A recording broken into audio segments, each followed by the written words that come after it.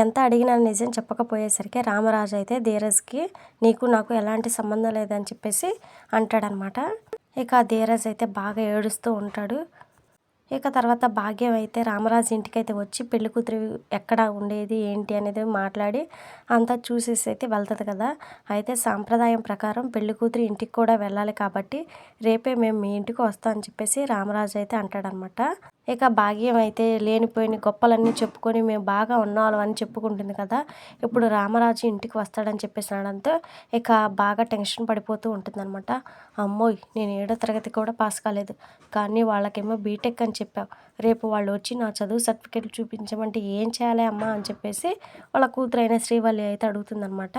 ఇక భాగ్యం వాళ్ళ భర్త కూడా నాది ఫైనాన్స్ వ్యాపారం అని బిల్డప్ ఇచ్చావు, నేనేమో సైకిల్పై ఇడ్లీ దోశలు అమ్ముతాను, వాళ్ళు మన ఇంటికి వస్తే మన వ్యవహారం మొత్తం బయట పడిపోతుంది కదా అని చెప్పేసి అంటాడనమాట. ఇక చిన్న కూతురైతే అమ్మోయ్, అన్నిటికంటే పెద్ద టెన్షన్ ఒకటి ఉంది, అదే మన ఇల్లు.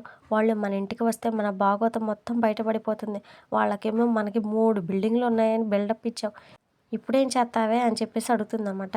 అవునే, దీని చదువు గురించి ఈయన ఫైనాన్స్ వ్యాపారి గురించి అడిగితే నా చావు తెలివితేటలేదు ఏదో ఒకటి చేస్తాను, కానీ ఇల్లు కళ్ళకి కనిపిస్తుంటుంది, ఎట్టా మేనేజ్ చేయాలప్పా.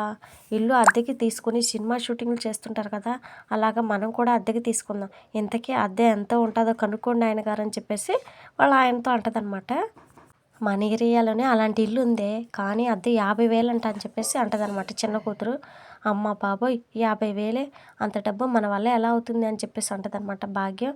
అందుకేనే ఇవన్నీ ఎందుకు, రేపటి రోజున అన్నీ బయటపడితే మనపై పోలీస్ కేసులు పెట్టి లోపల వేస్తారు, వద్దే భాగ్యం, వాళ్ళకు ఫోన్ చేసి ఈ పెళ్ళి క్యాన్సిల్ అని చెప్పేసి అంటాడనమాట వాళ్ళ భర్త. అబ్బబ్బే, ఎట్టి పరిస్థితుల్లోనూ వదిలే ప్రసక్తే లేదు. ఆ గొప్పింటికి మన అమ్మాయి కోడలైతే ఆస్తి గుప్పెట్లో పెట్టుకోవడమే కాదు, వాళ్ళందరితో మనం ఒక ఆట ఆడుకోవచ్చు. మనం ఎంత వెతికినా మన అమ్మాయికి అలాంటి బకరాగాడు దొరకడు. కానీ ఏం చేయాలో, రేపటి వచ్చే గండాన్ని ఎలా దాటాలో అర్థం కావట్లేదని చెప్పేసి భాగ్యం అయితే ఆలోచిస్తూ ఉంటుందన్నమాట.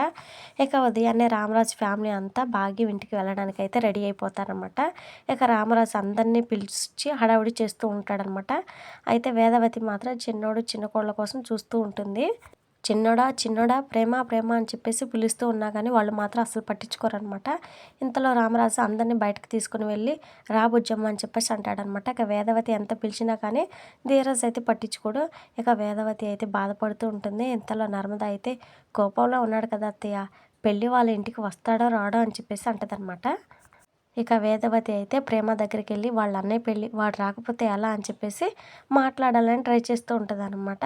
అదేంటమ్మా, మనం పెళ్ళి వాళ్ళ ఇంటికి వెళ్ళాలి కదా, ఎక్కడికి వెళ్తున్నావు అని చెప్పేసి అడుగుతుంది. కాలేజ్కి టైం అవుతుంది వెళ్తున్నా అని చెప్పేసి అక్కడి నుంచి అయితే వెళ్ళిపోతుంది అనమాట ప్రేమ. ఇక నర్మదా వచ్చి అడిగినా కానీ పట్టించుకోదు ప్రేమ. ఇక తర్వాత ధీరజ్ దగ్గరికి వచ్చేసి ఏరా నాతో మాట్లాడవా, ఈరోజు మీ అన్నయ్య పెళ్లి సంబంధం మాట్లాడటానికి వెళ్తున్నావు, రండ్రా అని చెప్పేసి అంటదనమాట. కానీ ధీరజ్ మాత్రం అస్సలు మాట్లాడ్డనమాట.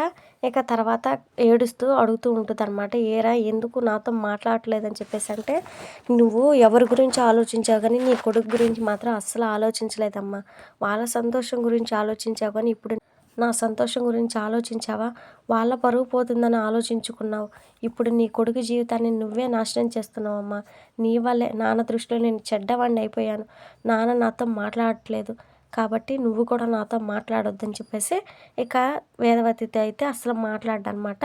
ఇక వేదవతి ఎంత పిలిచినా పట్టించుకోకుండా ప్రేమ తీసుకొని కాలేజీకి అయితే వెళ్ళిపోతాడనమాట.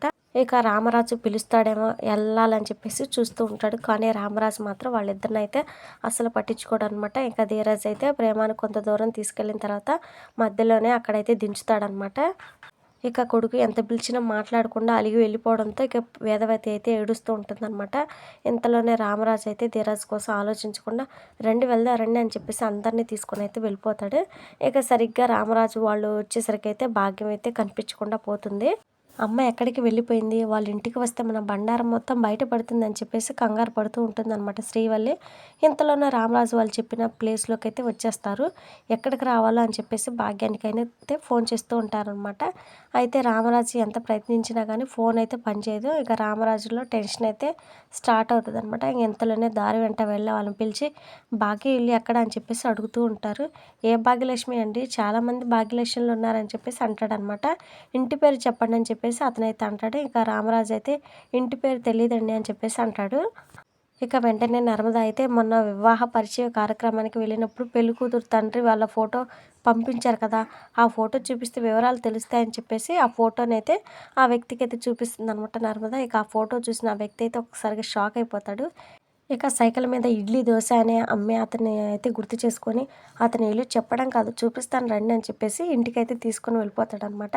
ఇక వాళ్ళని దూరం నుంచి చూసిన శ్రీవల్లి ఇక ఆమె తండ్రి, చెల్లి వాళ్ళు వచ్చేస్తున్నారంటూ లోపలికైతే పారిపోతారు.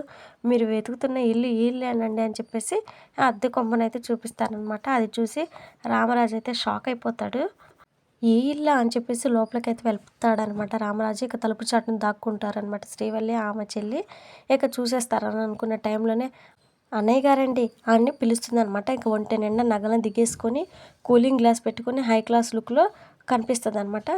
ఇక రామరాజుని చూసి అన్నయ్య గారండి ఏంటి ఇక్కడ ఆగారని చెప్పేసి అనగానే, ఇదే మీ ఇల్లు అంట కదమ్మా అని చెప్పేసి అనగానే, ఈ ఇల్లు మా ఇల్లు అని చెప్పారా? ఎవరండి ఆ ఎదవ మీకు చెప్పిందని చెప్పేసి అనగానే అతన్నైతే చూపిస్తారనమాట.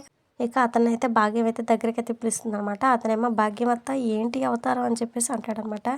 రేయ్ నన్ను అత్త అత్త అని పిలిచావంటే ఇంకోసారి మర్యాదగా ఉండదు, పళ్ళు రాలగొడతాను, సైలెంట్గా నీకేం తెలియనట్టు ఉండని చెప్పేసి అంటదనమాట. ఇంకా ఈ ఇల్లు కాదు మా ఇల్లు వేరే ఉంది, రండి చూపిస్తాను అక్కడికి వెళ్దాం అని చెప్పేసి వాళ్ళని తీసుకొని ఓ మంచి బంగ్లాకైతే వెళ్తుందనమాట.